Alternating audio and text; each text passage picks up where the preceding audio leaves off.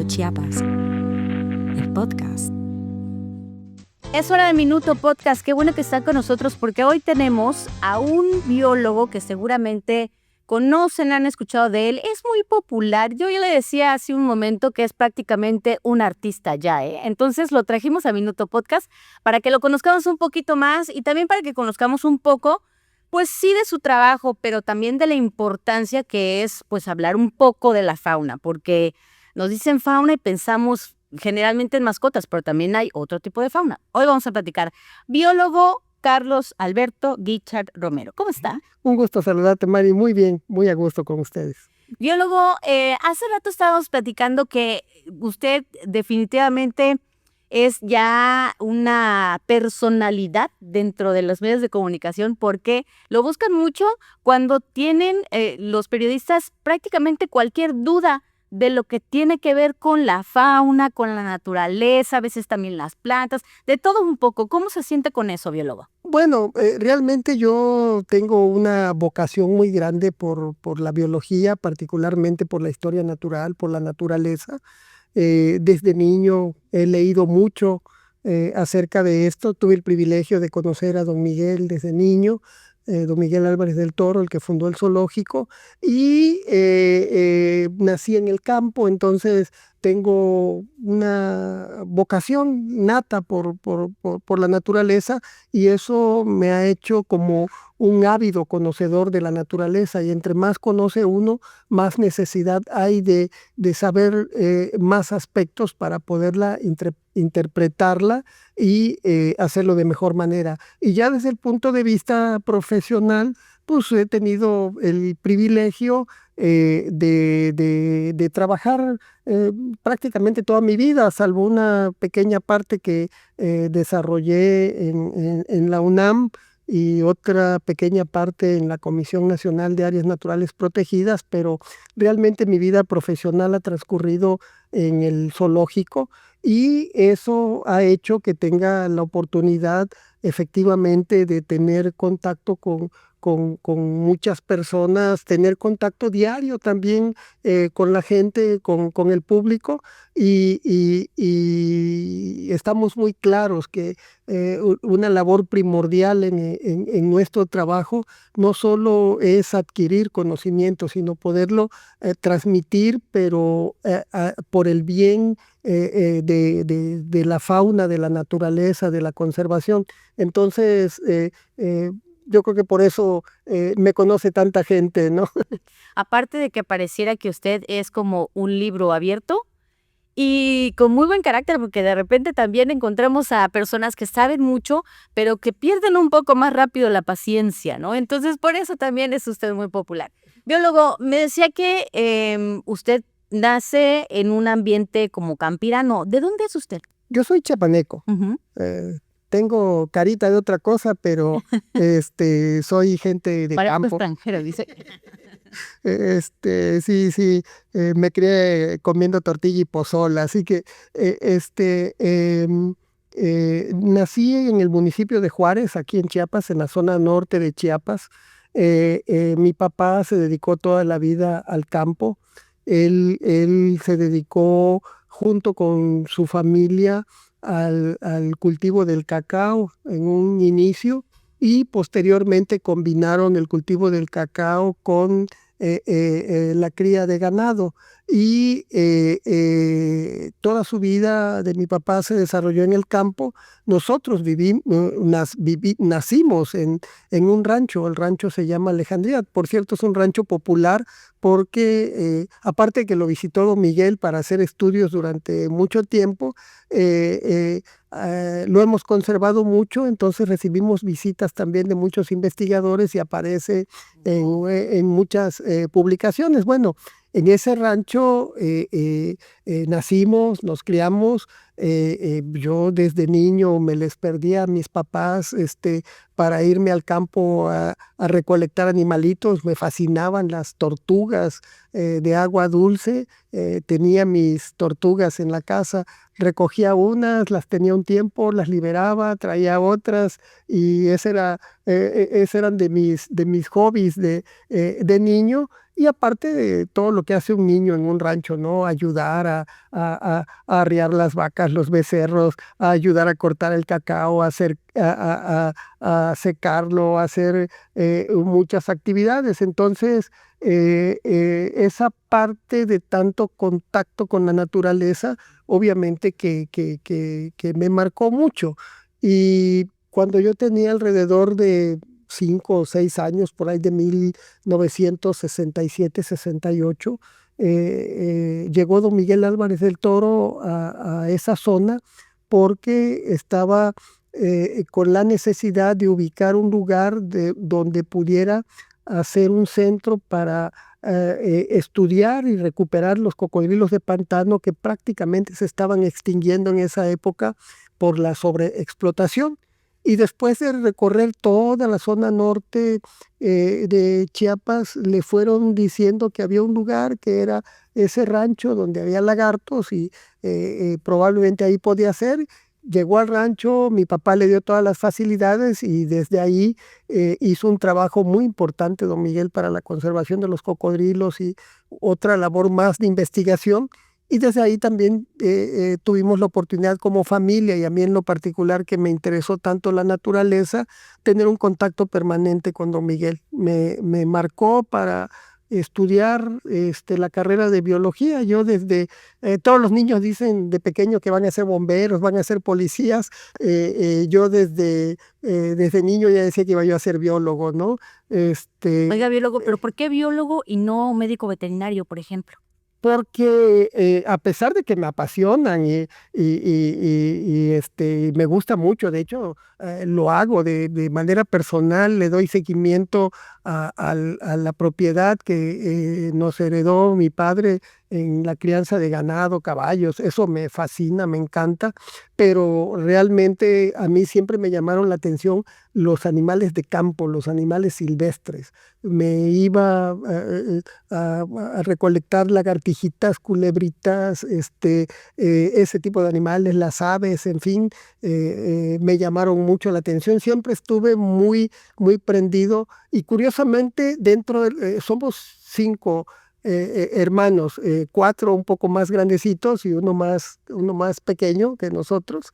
Y de estos mayores, yo estuve como muy fijado en que quería ser biólogo y uno de mis hermanos, ese sí, muy clavado con los animales domésticos, y él dijo que iba a ser veterinario, fue veterinario, es un gran veterinario. Pero sí, obviamente influyó el que hayan tenido ese contacto con la naturaleza, porque a usted todavía le tocó, como se dice, jugar con la tierra, andar en el monte, cosa que ahora los niños Híjole, ya es muy complicado, ¿no? ¿Usted cree que esto influya para que no queramos así, de esa forma, a la naturaleza? Por supuesto, por supuesto. O sea, ese contacto con lo natural, lamentablemente cada vez se va perdiendo más, pero además de irse perdiendo, se va deformando.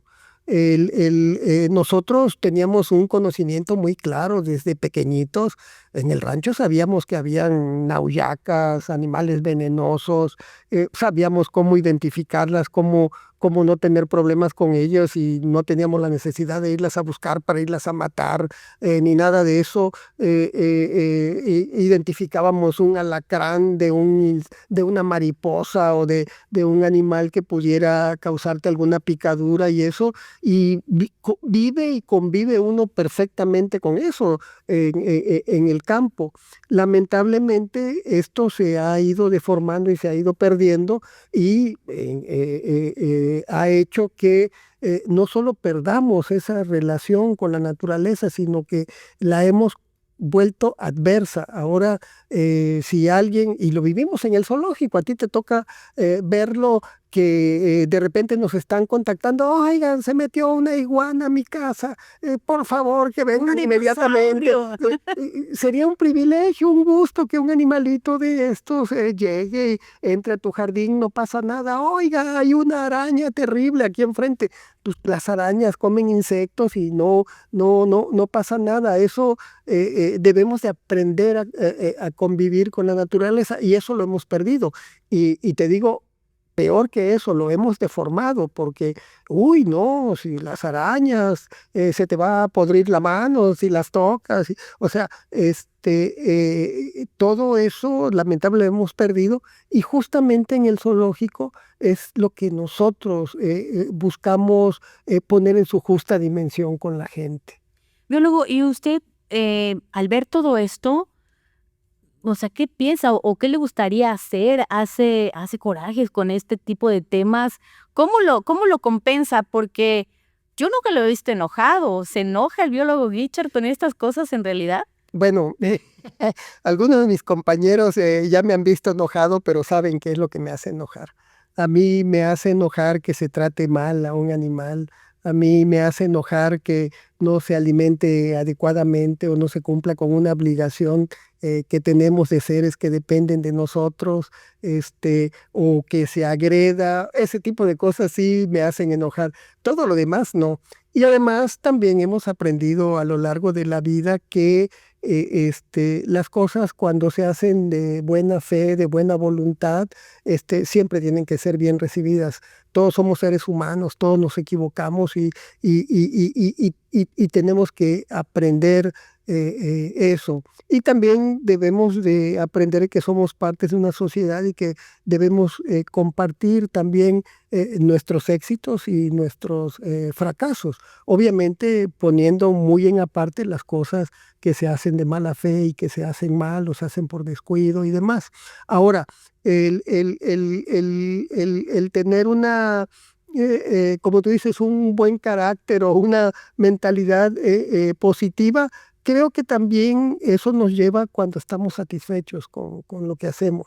Realmente, quizás en mi trabajo, mi puesto sea de los que tienen mayor presión, ¿no? En muchos aspectos, pero también estamos satisfechos en el sentido de que estamos haciendo todo lo que se puede hacer para mejorar las cosas y en ese aspecto nos sentimos bien. O sea, hacía un momento, mi puesto dentro del zoológico es uno de los que tienen más presión.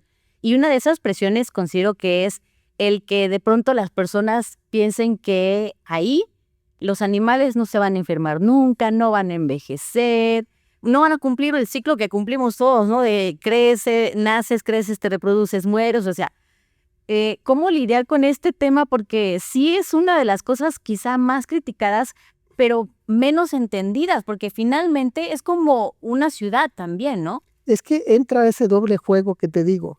O sea, realmente nos cuesta entender esto que estás comentando. Los seres vivos tienen un ciclo que cumplir, todos, inclusive los humanos, pero los seres humanos tenemos un ciclo largo. Nosotros aspiramos a vivir, bueno, antes aspirábamos a 60 años, ahora aspiramos a 80, 90 y ya vamos, si no llegamos a 90 o 100, ya nos morimos jóvenes, ¿no? Vamos mejorando eso. Igual en las mismas condiciones de manejo de los animales que están en el zoológico pueden vivir más que los que están en la naturaleza porque no tienen que enfrentar depredadores, no tienen que buscar presa, o sea, una serie de cosas. Hay un médico que los cure, cosas de estas, pero son seres vivos que les da calentura, les duele la panza, te cae mal algo que comas y no sea adecuado, malas o también. genéticamente puedes estar señalado para tener una deficiencia o naciste con una deficiencia en tu organismo que en algún momento se te va a disparar. Entonces, por eso hay animales que no pueden cumplir un ciclo de vida completo, ¿no? Pero normalmente esos ciclos de vida en los animales son cortos. Entonces, una nutria, por ejemplo, que tanto nos han dicho de las nutrias, ¿no? Bueno, una nutria es un animal que en la naturaleza puede vivir 12, 14 años, como un perrito. Y con los cuidados y demás que tenemos se puede alargar hasta 16, 18, hasta 20, 22 años. Hemos tenido algunas que han vivido. Pero esa es su aspiración, va a llegar el momento en que se muera.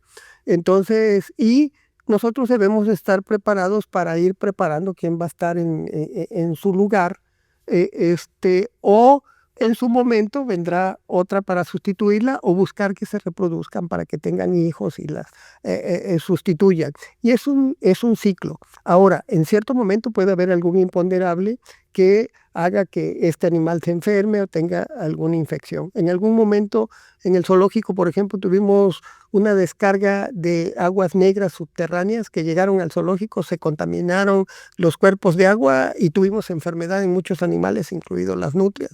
Y tuvimos un caso de un deceso por esto. En otra ocasión, rescatamos unas nutrias que habían agarrado pequeñas, las habían manejado junto con perros, gatos, las habían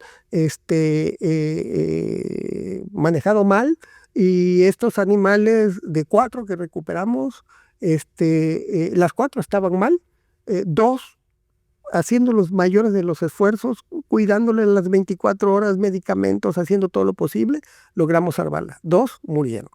Pero es una cuestión lógica en la vida. Pero ¿qué es lo que pasa? Ahí es donde entra esta parte que te decía yo de la mala fe.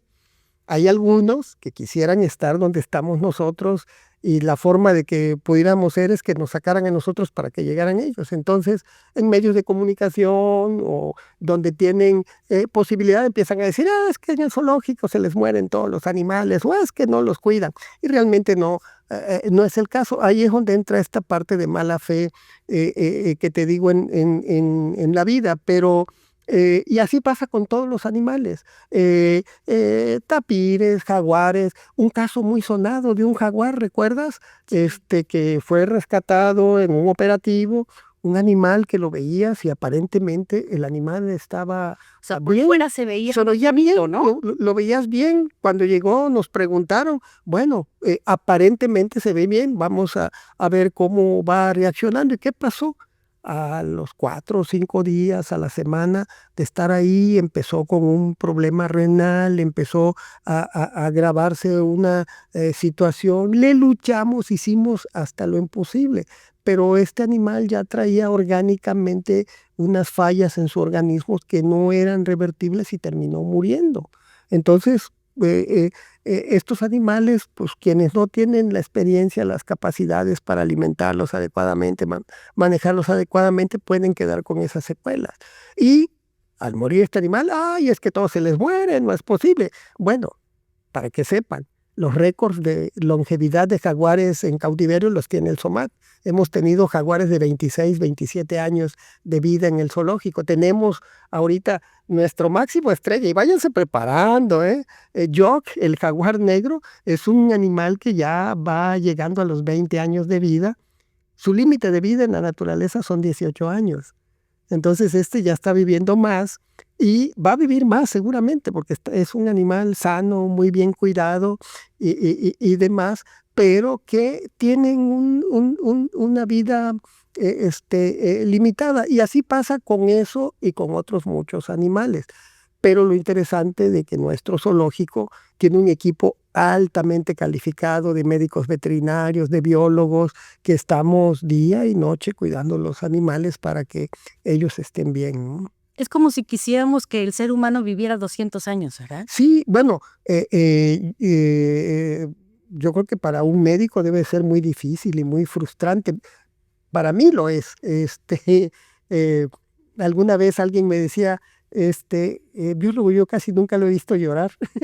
y y de repente murió un animal muy importante y me vieron llorar y pasa eso porque llega uno a tener una relación y un contacto tan grande con los animales que se convierten como en parte de tu familia, ¿no? Imagínate para un médico que trata a una persona y que hace todo lo posible y en una operación o por cuestiones ya de salud no lo puede revertir, debe ser muy frustrante, pero tiene uno que estar preparado para superar eso. Oiga, biólogo, y todas estas cosas que suceden con animales que son en realidad fauna silvestre, pero que las tienen a veces de mascotas, a mí me han contado algunas historias como, por ejemplo, guacamayas o alguno de los citácidos que viven mucho tiempo, eso sí, viven mucho tiempo, pero en alguna ocasión me contaron de uno que era mascota de una señora que lo trataba como bebé. y cuando llega porque la señora muere y no lo quieren cuidar los hijos, lo van a donar al zoológico y no podía. O sea, él quería ser tratado como bebé. O sea, ¿qué errores cometemos o qué anécdota nos puede contar acerca de estas cosas? Bueno, sí, particularmente hemos tenido experiencias con loros, loros que efectivamente, a como pueden, estos animales se adaptan a una dieta deformada, pueden vivir cierto tiempo largo. Aparentemente los animales están felices y les gusta, ¿no? Que le den su pancito remojado con leche, Café con pan. que le den girasol, por ejemplo, que es dañino para este tipo de aves, y le den cierta alimentación inadecuada y que efectivamente también se les dé un trato humanizado, de manejo, en donde duerme, cómo es, y están muy apegados a una persona. Entonces, cuando llegan a un lugar de estos, nosotros pretendemos incorporarlos con los demás, pero si esto nosotros lo hacemos violentamente o rápidamente, a pesar de que les dé las mejores condiciones, esos animales pueden morir. Entonces, tenemos que hacer un proceso suave para irle cambiando los hábitos, porque tú le puedes dar la dieta que le corresponde, de un día para otro se la cambias y el animal no va a comer y en 3 o 4 días se muere. Entonces, se tiene nosotros cuando nos llevan algún animal que lo han tenido de mascota, inclusive platicamos con las personas de cuánto tiempo lo han tenido, qué alimentación le daban y todo, generamos un formato que anotamos, un expediente, y en eso se basan los biólogos y los veterinarios para su primer manejo, ¿no? ¿Recuerda alguno que le haya llamado la atención porque llevaba a características especiales? Bueno, hemos tenido monos araña, por ejemplo, monos araña un mono que vivía abrazado a una señora y al separarlo fue muy traumático. No, y en ese no teníamos mayor antecedente. Entonces notamos que sí buscaba los brazos. Entonces una de las compañeras del zoológico lo empezó a abrazar, a mantener, y de esa manera empezó, porque estuvo prácticamente 2, 3 días casi sin comer, así enconchado, y poco a poco se le empezó a dar ese trato, empezó a aceptar alimento, y tuvo que ser un proceso que nos llevó meses para poderlo ir adaptando a una dieta adecuada, pero separarlo del brazo fue dificilísimo. Y ya después de eso, convivir con otros de su especie fue complicadísimo. Y se logró, pero fue un proceso de 3 años. Entonces, dicen por ahí que hay amores que matan. Entonces, nosotros por eso siempre decimos, lo mejor es no tener animales silvestres como mascotas, porque los animales que nacen en la naturaleza están para estar en la naturaleza, están preparados para ello. Ahora, si lo va uno a tener en una condición ya controlada, pues hay que darles las mejores condiciones, el mejor manejo para que puedan vivir. Y aquí también aprovecharía yo, Mari, para explicar un poquito a la gente. Mucha gente tiene una idea errónea o equivocada de lo que es un zoológico. Muchos oyen la palabra zoológico y ya lo relacionan con una cárcel, con barrotes, con mallas, con trato mal hacia los animales. Eso quizá pasó, pero eso pasó hace 200 años, 100 años. Pueden haber algunos lugares donde todavía no hayan evolucionado lo suficiente, pero ahora los zoológicos realmente tienen personalidad, personal especializado, manejo adecuado, dietas adecuadas, los animales están bien. Los animales que están en los zoológicos no los fuimos a arrancar a la naturaleza para traerlos al zoológico. Muchos de ellos ya son producto de la reproducción de 2 o 3 generaciones en cautiverio, y nosotros hacemos intercambios entre zoológicos. Son animales que han nacido y han vivido en el zoológico, viven felices, viven bien, están bien adaptados. Y cuando hay animales que sacaron de la naturaleza y están en muy mal estado, nosotros los rescatamos y le damos todavía una oportunidad de vida. Muchos de ellos ya traen secuelas, ya traen lesiones que no pueden regresar a la naturaleza. Ahorita lo estamos viviendo con un tapir que ha sido muy sonado también. Tiene casos muy sonados. Oigan, luego cuando dicen, es que ¿por qué no regresan a los animalitos, a la vida silvestre? Cuando ya son parte de una colección que ha vivido en recintos específicos, ¿pueden estos animales vivir en vida libre? Sí se puede, claro que se puede, pero es un proceso muy complicado, es un proceso caro, es un proceso largo y lo más difícil es encontrar un lugar a donde ese animal no vaya a volver a ser atacado y que tenga las condiciones adecuadas. Lamentablemente, la mayoría de los espacios naturales ahora ya están ocupados por personas, hay incendios, hay tala, hay cacería ilegal, hay una serie de cosas en donde los animales tienen que estar diariamente batallando con eso. Un animal que vivió toda su vida y no está preparado para tenerle miedo a la gente, para huir de un incendio y eso es muy vulnerable. Entonces, cuando se hacen estos procesos de devolver a la naturaleza, sí se puede hacer, pero tiene que ser mediante un proceso largo de preparación y sobre todo buscar un espacio que sí reúna las condiciones. Pero ¿qué es lo que pasa?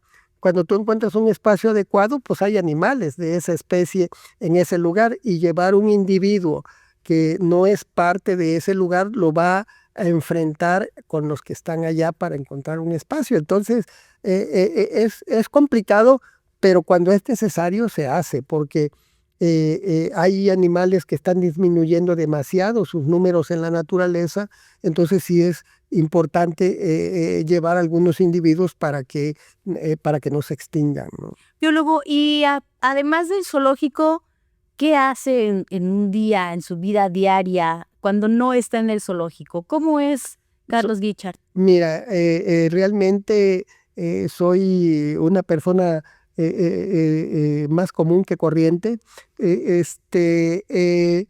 Tú lo sabes, nuestro trabajo en el zoológico es muy dedicado. Prácticamente tenemos que estar todos los días, la mayor parte del día. Hay momentos en los que nada más llegamos a la casa, comemos y tenemos que regresar porque hay algo que darle seguimiento y hacer cosas. Es muy absorbente el trabajo del zoológico. Pero bueno, hay personal también que nos respalda, que hacemos juntos estas cosas y nos repartimos la chamba. Y la otra parte de mi vida tiene que ver con mi origen, con este rancho que te decía. El rancho sigue siendo de mi familia.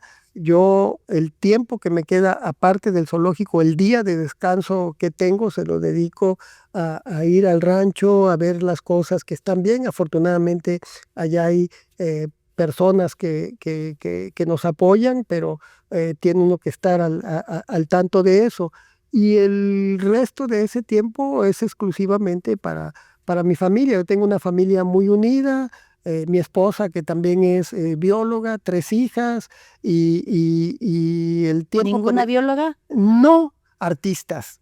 Todas son, yo creo que por cuestiones de sensibilidad, una es guitarrista, otra es pintora, entonces son encantadoras mis hijas y el poco tiempo que puedo tener fuera de esto es para estar con ellos. Realmente no hay para mucho más. Y bueno, me gusta mucho la lectura, me disfruto mucho mi casa, disfruto mucho el rancho, y para de contar, amigos, tengo muy buenos amigos que me entienden, me conocen. Falto a la mayor parte de las reuniones, falto a la mayor parte de los eventos importantes que él, pero siempre estamos en comunicación y el poco tiempo que hay todavía un poquito para eso, ¿no? Biólogo, tenemos prácticamente ya que irnos despidiendo porque el tiempo se nos termina, pero bueno, en otra ocasión yo quisiera o voy a conseguir unos cafés para que le pongamos queso, porque el otro día déjenme contarles que agarró un cafecito, el biólogo Richard le puso queso crema, adentro así el quesito que uno espolvorea en los taquitos, bueno, se lo puso al café y ya con eso se lo tomó. O sea, Es mi debilidad, fíjate que eso es algo que traigo del rancho. Me gusta tomar el café con queso espolvoreado y con una tortilla tostada. bueno, lo tenemos que probar. Y si usted en casa le quiere probar, pruébelo. Ya nos cuenta a qué sabe. Nos tenemos que despedir, biólogo. Muchísimas gracias. No, gracias, Faltan Manu. muchas cosas por platicar. En otra ocasión vamos a platicar de toda esa presión que nosotros como humanos le hacemos a las reservas naturales, porque la verdad es que sí es complicado nuestro existir. Sí. Y también alguna vez comentamos que estamos como impactando tanto a la naturaleza que estamos provocando de alguna forma nuestra Sí. propia extinción. Por favor, un último mensaje, seamos empáticos. Todo lo que podamos convivir con las arañas, con las lagartijas, con las culebritas, lo que esté a nuestro alcance, démosle vida. Todos los seres merecen vivir y ningún animal silvestre es una buena mascota.